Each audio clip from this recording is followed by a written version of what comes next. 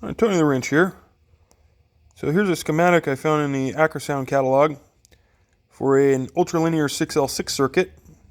I went looking for this catalog. I found it on eBay, and I went looking through it for this schematic because I had a pair of Acrosound ultralinear TO300s that I got in a trade deal for brokering an amp, and I wanted to build something out of them. And I wanted to build a couple of them, so I bought a couple more Acrosound ultralinear TO300 transformers, and I ended up building 4 of these power amps out of this catalog.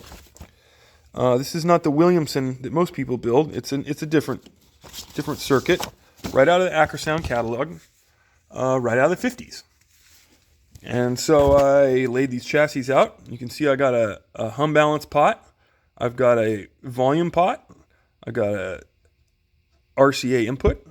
This socket here provides power to a Moocher preamp like a C8 or a C8S or a WAP2 or any of those Moocher preamps that don't have their own power supply can run off the power supply of this amplifier.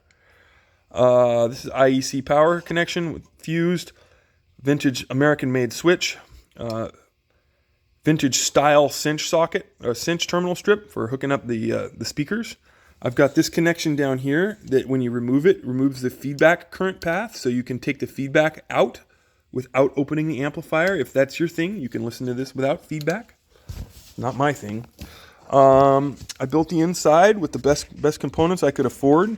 Most of them sourced from Mauser. I've got Mallory caps, old stock sockets, Dale resistors, all wired to RET McCullough codes. I got brown for filaments, blue for plates, yellow for cathodes, all that happy stuff there. This reinforcement strut here serves to stiffen the chassis, and that's a requirement on my builds because the iron that sits on top is so heavy and aluminum is so soft that if you do not put a reinforcement strut, and many manufacturers didn't, you will end up with an amplifier that sags right down in the middle. And if you try and fix it, then it'll be pushed up in the middle because the metal will stretch.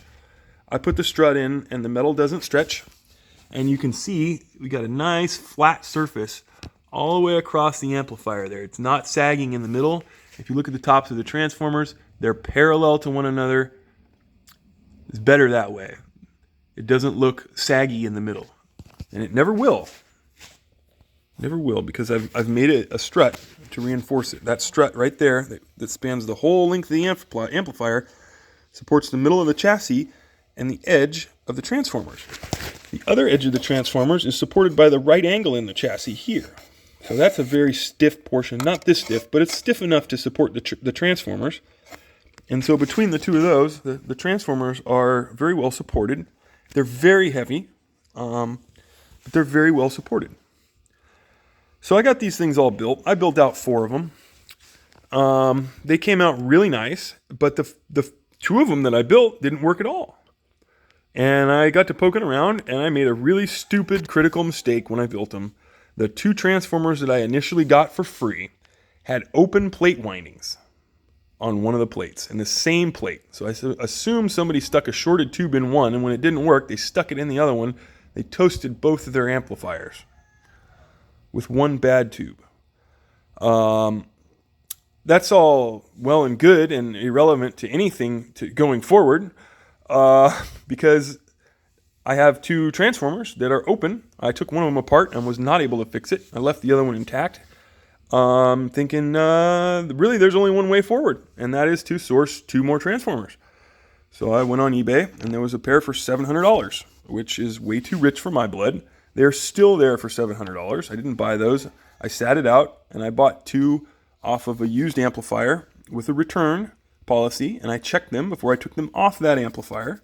And since they checked out, I bolted them on my amplifiers, and they work perfectly. So it was kind of a shame to have to destroy 2 amplifiers to build this, but the amplifiers didn't have their power supplies anyhow, so it would have been a bunch of work to make them into amplifiers. So I put them on these amplifiers, and wouldn't you know it, they work perfectly. These amplifiers make 20 watts from below 10 cycles to well over 50,000 cycles. They make 20 watts, under 0.5% distortion. They have, just from listening to them, they have an incredibly punchy and sparkly sound. They're high fidelity amplifiers, and they sound like it. They don't sound like a PA amp or a modified guitar amp or musical instrument amp. They're very high fidelity, high quality transformers all around. These were not cheap to build. You can see I used a massive choke in the power supply, which is not the cheap way to build things, but it's the right way to build things. And overall, I just took my time and did the best job that I could. And I do this because I love to do it, but I also do this to inspire others to do things. If you think you can build an amplifier like this, or if you think you want to try, chances are, with a little practice, you'll be able to build these things. They're not that complicated. I'm not a very well-educated person, and I managed to do it. And if you think this is way over your head, and that you probably can't do this, you're probably right.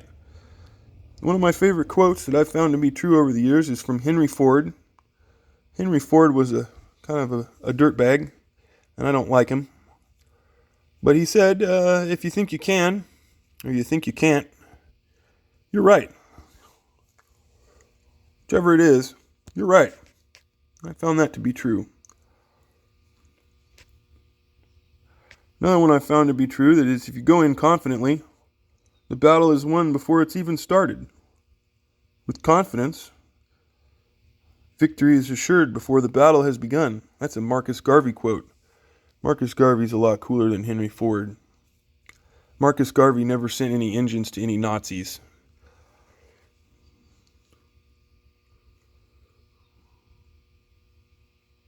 Anyway, this is what I love to do. Figured I'd show off my work. I'm very proud of them. They sound good. And they look good. And I can own anything that's wrong with them because I built them. I can't blame anybody else. It's all my fault. So whether you think you can or whether you think you can't, you're right. Don't just get stoned. Get stoned and build shit.